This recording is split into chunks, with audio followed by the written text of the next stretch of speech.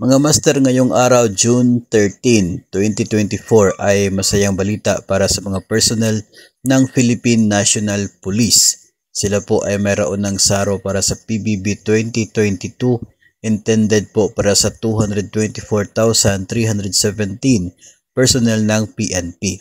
Mayroon na rin pong saro for PBB 2022 maging ang News and Information Bureau na sakop po ng Presidential Communications Office. Ang Communication on Human Rights, meron pong PBB 2022, National Intelligence Coordinating Agency or NICA, meron na rin po silang PBB 2022 SARO for today, at hindi po napabilang dito, meron din po for today ang Career Executive Service Board.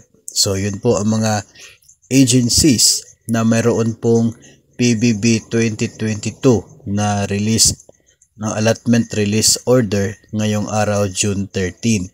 So congratulations po para sa mga eligible personnel na mga nabanggit natin na mga agencies, particular po sa ating mga kapulisan. So yung ibang agencies po, patuloy po nating i-monitor yung mga SARO releases if ever po mapabilang ang agency ninyo. So far, ito pa lamang po ang may SARO for today para sa PBB 2022.